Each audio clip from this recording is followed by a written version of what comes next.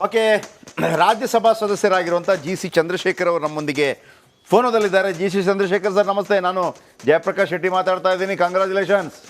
Thank you sir Jayaprakash Shetty ಅವರೇ. ಬಹಳ ಅದ್ಭುತವಾದ ಪರ್ಫಾರ್ಮೆನ್ಸ್ ಹರಿಯಾಣದಲ್ಲಿ. ಹೌದು, 59. ಪ್ರೆಡಿಕ್ಷನ್ ಕೂಡ 56 ಹೇಳ್ತಾ ಇತ್ತು, ಅದಕ್ಕಿಂತಲೂ ಜಾಸ್ತಿ ಹೋಗಿದ್ದೀರಿ. ನಂಬರ್ 1. ಎರಡನೇದಾಗಿ ಜಮ್ಮು ಕಾಶ್ಮೀರದಲ್ಲಿ NC 31, ಕಾಂಗ್ರೆಸ್ 15. ಹೌದು, ಎರಡೂ ರಾಜ್ಯಗಳಲ್ಲಿ ಸರ್ಕಾರ ರಚನೆ ಮಾಡ್ತೀರಾ, ಒಂದರಲ್ಲೂ fix. What about Jammu Kashmir? ಅಲ್ಲೂ ನಮ್ದು NC ಇದಲ್ಲ, ನಮ್ಮ ಜೊತೆ ಅಲಯನ್ಸ್ ಅಲ್ಲ. ಓಕೆ, ಸೊ ಅದರಿಂದ ಏನು ಅಲ್ಲೂ ಪ್ರಾಬ್ಲಮ್ ಇಲ್ಲ. ಓಕೆ, ಮುಖ್ಯಮಂತ್ರಿ ಅಭ್ಯರ್ಥಿಗಳು ಅವರ ಕಡೆಯಿಂದ ನಿಮ್ಮ ಕಡೆಯಿಂದ ಅದು ಕುತ್ಕೊಂಡು ಡಿಸೈಡ್ ಮಾಡ್ತಾರೆ ಹೈಕಮಾಂಡ್ ಏನ್ ಮಾಡ್ಬೇಕು ಅಂತ. ಓಕೆ, ಹರಿಯಾಣ ಅಂತೂ ಕಾಂಗ್ರೆಸ್ ಮುಖ್ಯಮಂತ್ರಿದಂತೂ ಇದೇ ಇಲ್ಲ, ಓಕೆ, ಫುಲ್ ಮೆಜಾರಿಟಿ ಇದೆ. ಅಲ್ಲಿ ಕುತ್ಕೊಂಡು ಎಲ್ಲರೂ ಒಗ್ಗಟ್ಟಿಂದ, ಯಾಕೆ ಅಂತಂದ್ರೆ ಈಗ ಅಲ್ಲಿ ಎಲೆಕ್ಷನ್ಸ್ ಆಗಿರೋ ಆಫ್ಟರ್ ಲಾಂಗ್ ಟೈಮ್. ಇವಾಗ ಬಹಳ ಕೇರ್ಫುಲ್ ಆಗಿ ಹೆಜ್ಜೆ ಇಡಬೇಕು, ಒಂದೊಂದು ಹೆಜ್ಜೆನೂ ಇಡಬೇಕು. ಓಕೆ, ಬಿಜೆಪಿ ಬಹಳ ಅಪಾರವಾದಂತ ಭರವಸೆ ಇಟ್ಕೊಂಡು ಹೋಗಿದ್ರಲ್ಲಿ ಗೆಲ್ತೀವಿ ಅಂತ.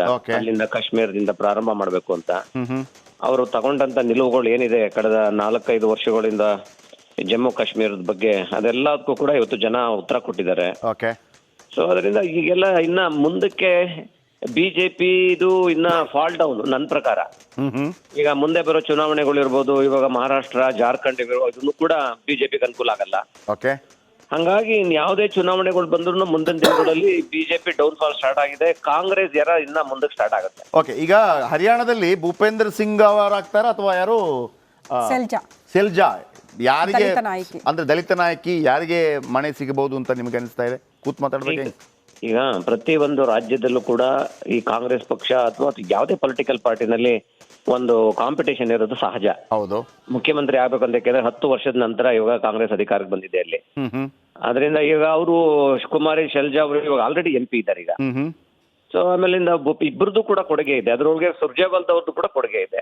ಓಕೆ, ಆ ರಾಜ್ಯ ಗೆಲ್ಲೋದಿಕ್ಕೆ. ಆದ್ರಿಂದ ಅಲ್ಲಿ ನಮ್ಮ ಹೈಕಮಾಂಡ್ ಏನ್ ನಿರ್ಧಾರ ತಗೊಳ್ಳೋದು ಅದಕ್ಕೆ ಎಲ್ಲರೂ ಭದ್ರ ಆಗ್ತಾರೆ. ಯಾರನ್ನು ಕೂಡ ಹೈಕಮಾಂಡ್ ಏನ್ ಡಿಸಿಷನ್ ಇದೆ ಅದನ್ನ ಇದು ಮಾಡೋಂತ, ವಿರೋಧ ಮಾಡೋಂತ ಇದು ಯಾರು ಇಲ್ಲ. ಓಕೆ, ಪಕ್ಷದ ಚೌಕಟ್ಟಿನಲ್ಲೇ ತೀರ್ಮಾನ ಆಗುತ್ತೆ ಯಾರು ಮುಖ್ಯಮಂತ್ರಿ ಅನ್ನೋದು. ಯಾವ ವಿಚಾರಗಳು ಹರಿಯಾಣದಲ್ಲಿ ನಿಮಗೆ ಪ್ಲಸ್ ಪಾಯಿಂಟ್ ಅಂತ ಅನ್ಸುತ್ತೆ? ಜವಾನ್, ಕಿಸಾನ್ ಮತ್ತು ಪೈಲ್ವಾನ್. ಒಂದ್ ಮಾತು ನಾನು ಹೇಳೋದು, ಹೇಳಿ ಸರ್. ಇಲ್ಲಿ ಆಂಟಿ ಇನ್ಕಂಬೆನ್ಸಿನೇ, ಆಮೇಲೆ ಬಿಜೆಪಿದು ಕಳೆದ 10 ವರ್ಷಗಳ ಒಂದು ಆಡಳಿತ ಏನಿದೆ, ಆಫ್ಕೋರ್ಸ್ ಅದೇ ಇವಾಗ ಆಂಟಿ ಇನ್ಕಂಬೆನ್ಸಿ ಮೇನ್ ಆಗಿ ನನ್ನ ಪ್ರಕಾರ. ಓಕೆ, ಮಿಕ್ಕಿದ್ದೆಲ್ಲ ಪ್ರಸ್ತುತ ಬೆಳವಣಿಗೆಗಳು ಇರ್ಬೋದು, ಆಮೇಲೆ ನಾವು ಕೊಡುವಂತ ಕೆಲವು ಇದು ಆಶ್ವಾಸನೆಗಳು ಇರ್ಬೋದು, ಅವ್ರು ಕೊಡುವಂತ ಆಶ್ವಾಸನೆಗಳು ಅದು ನಂತರದ ದಿನದಲ್ಲಿ ಕ್ಯಾಲ್ಕುಲೇಷನ್ ಬರುತ್ತವೆ. ಫ್ಯಾಂಟಾಸ್ಟಿಕ್. ಬಟ್ ಡೆಫಿನೆಟ್ ಆಗಿ ನಾನು ಹೇಳ್ತೀನಿ, ಅಲ್ಲಿ ಆಂಟಿ ಇನ್ಕಂಬೆನ್ಸಿ ಸ್ಟಾರ್ಟ್ ಆಗಿದೆ. ಅದರಲ್ಲಿ ಗೆಲ್ಲಕ್ಕಾಗಲ್ಲ ಅಂತ ಮುಂಚೆನೂ ಗೊತ್ತಿತ್ತು. ಓಕೆ, ಅದ್ರ ಜೊತೆಗೆ ಕೆಲವು ಸೀಟ್ ಜಾಸ್ತಿ ಏನು ಆಡ್ ಆಗಿದಾವೆ, ಅಲ್ಲಿ ನಾವೇನ್ ಎಕ್ಸ್ಪೆಕ್ಟ್ ಮಾಡಿದ್ವಿ ಅದಕ್ಕಿಂತ ಜಾಸ್ತಿ ಆಡ್ ಆಗಿದಾವೆ. ಓಕೆ, ಅದು ಕೆಲವು ಕೊಟ್ಟಂತ ನಮ್ಮ ಒಂದು ಆಶ್ವಾಸನೆಗಳು ಏನ್ ಕೊಟ್ಟಿದ್ವಿ ಅದ್ರದ್ದು ಕೂಡ ಅನುಕೂಲ ಆಗಿರ್ಬೋದು. ಓಕೆ, ಸೊ ಹೌ ಅಲ್ಲಿ ಇದರಲ್ಲಿ ಬಿಜೆಪಿ ಬರಲ್ಲ ಅನ್ನೋದು ನಿಮ್ಮ ಮೀಡಿಯಾಗಳು ಕೂಡ ಸಮೀಕ್ಷೆಗಳು ಹೇಳಿದ್ರಿ. ಹೌದು, ಬಹಳ ಕಷ್ಟ ಅಂತ ಹೇಳಿದ್ರಿ. ಹೌದು. ಸೊ ಹಾಗೆ ನಮಗೂ ಕೂಡ ಗೊತ್ತಿತ್ತು. ಅದು ಈಗ ಅಲ್ಲಿ ಕಾರಣಗಳು ಹುಡುಕುವಂತ ಅವಶ್ಯಕತೆನೇ ಇಲ್ಲ ಅಂತ ಅನ್ಸುತ್ತೆ ನನಗೆ. ಓಕೆ, ಈಗ ಚಂದ್ರಶೇಖರ್ ಅವರ ಈಗ ಕಾಶ್ಮೀರ ವಿಚಾರಕ್ಕೆ ಬಂದಾಗ ನನಗೆ ಒಂದು ವಿಚಾರ ಈಗಲೂ ಕೂಡ ಸ್ವಲ್ಪ ಕೊರೀತಾ ಇದೆ.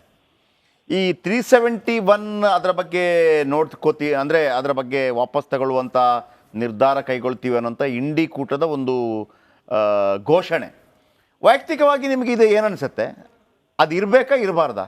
ಈಗ ಯಾವ್ಯಾವ ಕಾಲಘಟ್ಟದಲ್ಲಿ ಏನೇನು ಆಗಬೇಕು ಅನ್ನೋದು ಬಹಳ ಇಂಪಾರ್ಟೆಂಟ್.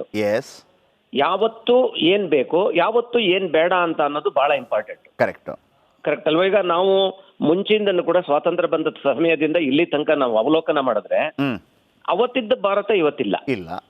ಕರೆಕ್ಟಾ? ಕರೆಕ್ಟ್. ಇವತ್ತು ನಾವು ಇವಾಗ ಆರ್ಥಿಕತೆನಲ್ಲಿ ಇರ್ಬೋದು, ಪ್ರತಿಯೊಂದಲ್ಲಿ ಇರ್ಬೋದು, ನಾವು ಸದೃಢರಾಗಿದ್ದೀವಿ. ನಾವು are competing with developed countries. Correct.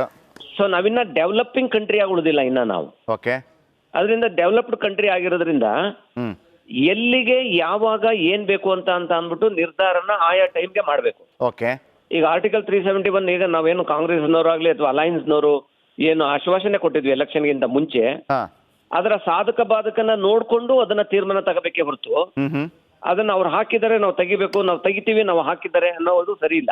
ಬಹಳ ಚೆನ್ನಾಗಿ ಮಾತಾಡಿದ್ರಿ ಚಂದ್ರಶೇಖರ್. ನನಗಿದು ಬಹಳ ಇಷ್ಟ ಆಯ್ತು ನಿಮ್ಮ ಈ ಮಾತು. ಯಾಕಂತಂದ್ರೆ ನೆಹರು ಅವರ ಕಾಲದಲ್ಲಾಗ್ಲಿ ಮತ್ತೊಂದು ಕಾಲದಲ್ಲಿ ನೀವೊಂದು ಮಾತನ್ನು ಹೇಳಿದ್ರಿ, ಆಗಿನ ಕಾಲಘಟ್ಟಕ್ಕೆ ಅದು ಅಗತ್ಯ ಇತ್ತು. ಯಾಕಂದ್ರೆ ಕಾಶ್ಮೀರವನ್ನು ಉಳಿಸಿಕೊಳ್ಳೋದೇ ನಮ್ಮ ಮುಖ್ಯ ಎಜೆಂಡಾ ಆಗಿತ್ತು.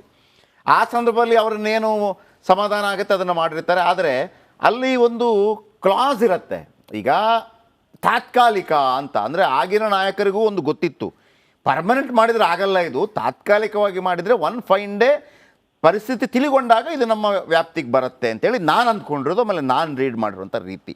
ಓಕೆ, ಈಗ ನೀವೊಂದು ಮಾತನ್ನು ಹೇಳಿದ್ರಿ, ಈಗ ಅವರು ತೆಗೆದ್ರು ನಾವು ಹಾಕ್ಬಿಡ್ತೀವಿ ಅಂತ ಅಲ್ಲ, ಸಾಧಕ ಬಾಧಕಗಳ ಬಗ್ಗೆ ಚರ್ಚೆ ಆಗಬೇಕು ಅಂತ. ಈ ಮಾತಿದೆಯಲ್ಲ ನನಗೆ ಭಾಳ ಅದ್ಭುತ ಅನಿಸ್ತು. ಯಾಕಂದರೆ ಇದು ಸಾರ್ವಭೌಮತೆ ಮತ್ತು ಸುರಕ್ಷತೆ ದೃಷ್ಟಿಯ ವಿಚಾರ. ಕಾಶ್ಮೀರ ವಿಚಾರ ಮತ್ತೊಂದು ಬಂದಾಗ, ಹರಿಯಾಣ ವಿಚಾರ ಬಂದಾಗ ಈ ಸಾರ್ವಭೌಮತೆ ವಿಚಾರ ಇಲ್ಲಿ ಸ್ವಲ್ಪ ಹೈಲೈಟ್ ಆಗತ್ತೆ ಅಂತ. ಮತ್ತು ಸ್ವಲ್ಪ ಬೆಳಕು ಚೆಲ್ಬಹುದು ಚಂದ್ರಶೇಖರ್ ಇದರ ಬಗ್ಗೆ. ಒಂದ್ ಮಾತು ನಾನು ನಿಮ್ಗೆ ಹೇಳ್ತೀನಿ, ಯಾಕೆಂದ್ರೆ ನೀವು ಬಹಳ ವರ್ಷಗಳಿಂದ ಬಹಳ ಸಣ್ಣ ಪ್ರಮಾಣದಿಂದ ಇವತ್ತು ಈ ಲೆವೆಲ್ ರೀಚ್ ಆಗಿದ್ದೀರಾ ಸರ್. ನಿಮ್ಗೂ ಕಷ್ಟ ಸುಖ ಮತ್ತೆ ಪರಿಸ್ಥಿತಿಗಳ ಅವಲೋಕನ ಇವೆಲ್ಲ ಗೊತ್ತಿದೆ ನಿಮ್ಗೆ. ಓಕೆ, ಯಾವಾಗ ಏನ್ ಮಾತಾಡ್ಬೇಕು, ಏನ್ ಮಾತಾಡಬಾರ್ದು, ಏನ್ ಮಾತಾಡಿದ್ರೆ ಏನಾಗುತ್ತೆ ಅಂತ. ಕೆಲವು ಟೈಮ್ ನಿಮ್ಗೆ ಇಷ್ಟ ಇಲ್ದ ಇದ್ರು ಮಾತಾಡ್ತೀರಾ, ಇಷ್ಟ ಇದ್ರು ಮಾತಾಡ್ತೀರಾ, ಇವೆಲ್ಲ ಕಾಮನ್ ಒಂದು ಇದರಲ್ಲಿ ನೀವು ಯಾವ್ದಾದ್ರು ಒಂದು ಮುನ್ನಡೆಸ್ತಿದ್ದಾಗ.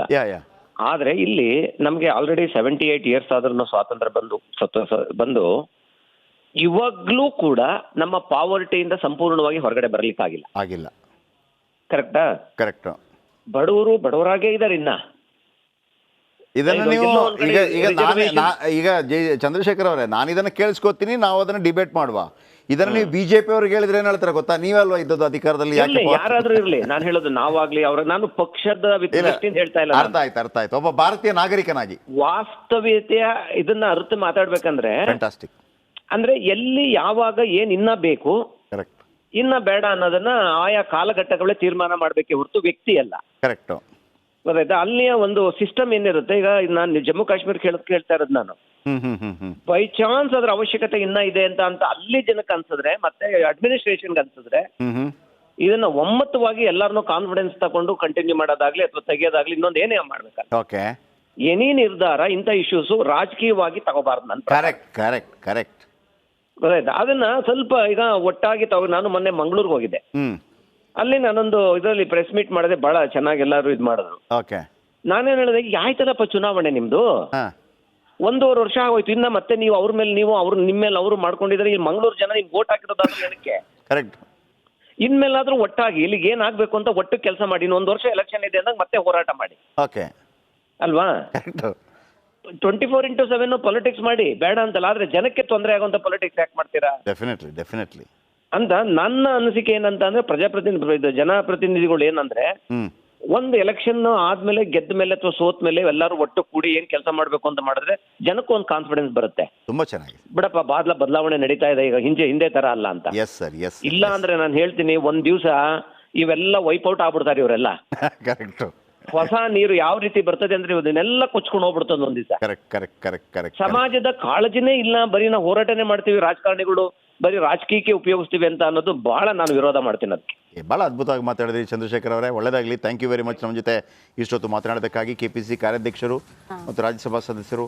ಆಮೇಲೆ ಹಿಂದೆ ನಾನು ಕೆಲವೆಲ್ಲ ಸ್ಟೋರಿ